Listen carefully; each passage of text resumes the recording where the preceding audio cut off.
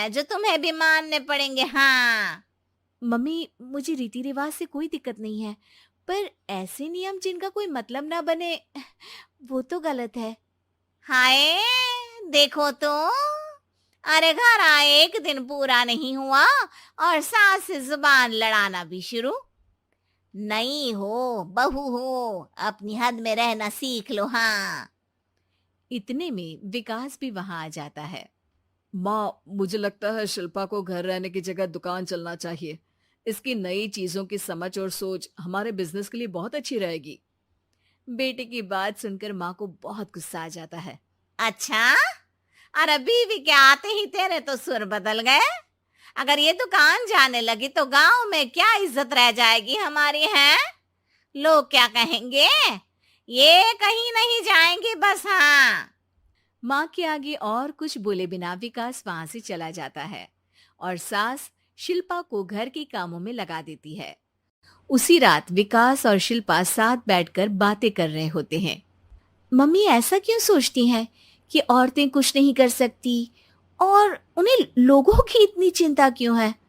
पापा की डेथ के बाद माँ ने दुकान संभालने की कोशिश की थी, पर लोगों ने उल्टी सीधी बातें सुनाकर उनका आत्मविश्वास इतना गिरा दिया कि वो कुछ कर ही नहीं पाई और सोचने लगी कि शायद औरतें ये सब कर ही नहीं सकती, इसलिए उनसे भी नहीं हुआ।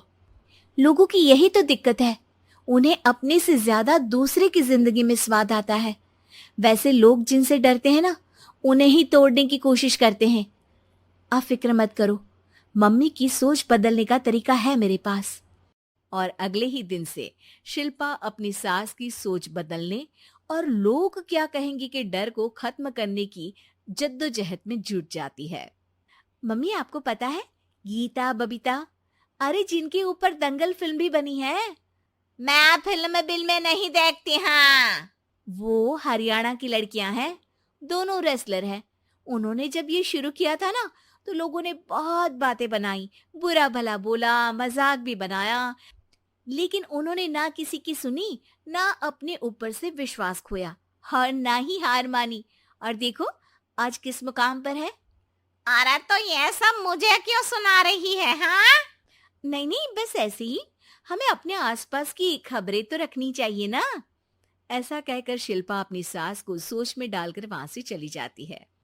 अब शिल्पा हर दिन दुनिया के अगेंस्ट अपनी हिम्मत से सक्सेसफुल बनने वाली लड़कियों की कहानी अपनी सास को सुनाने लगती है।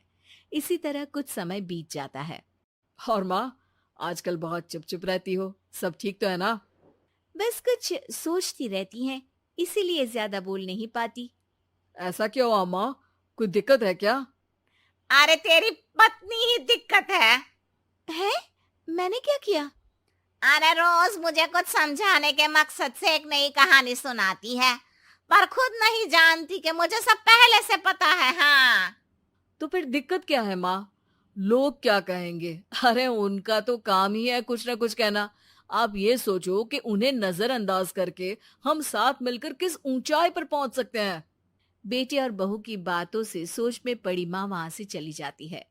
अगली सुबह सबसे पहले तैयार सास आवाज लगाकर बेटी और बहू को बुलाने लगती है। अरे कहाँ सोते पड़े हो दोनों?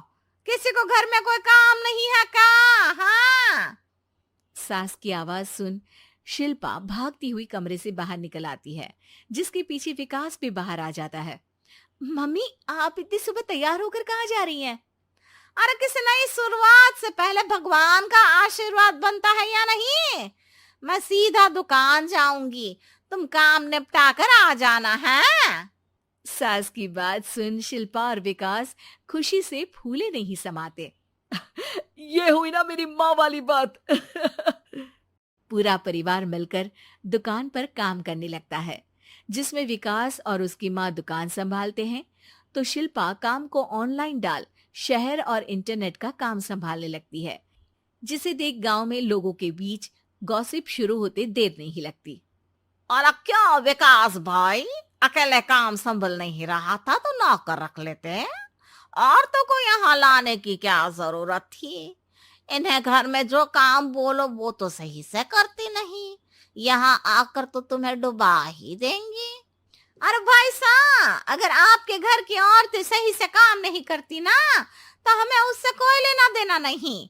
यहाँ आपकी पंचायत के लिए किसी के पास समय नहीं है। हाँ।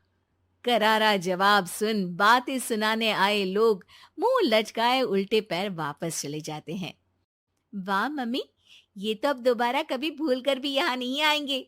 I am so proud of you. अरे बहुत हुआ, हाँ काम पर लगो चलो। तीनों आपस में काम बांटकर अपने अपने काम पर लग जाते हैं। इसी तरह दिनों के साथ महीने बीतते हैं, जिसमें शिल्पा की पढ़ाई, विकास की मार्केट स्किल और सास की फाइनेंशियल मैनेजमेंट से उनकी दुकान बहुत अच्छा बड़ा बिजनेस बन जाता है, जो गांव के साथ साथ शहर में भी अच्छा खासा मशहूर हो जाता है। अरे सच ही कहते थे तुम दोनों, लोगों का तो काम ही होता है कहना। अब हमें सुनना है या नजरअंदाज करना है वो तो हमारे ऊपर है। हाँ। आपकी शुरुआत में गालियां और आसमान छूने पर तालियां, ऐसे लोगों का तो काम ही है पलटना। इनकी बातों से हमें कभी अपनी राह बदलनी नहीं चाहिए, बल्कि अगर बातें बन रही है तो समझ जाओ कि रास्ता सही है।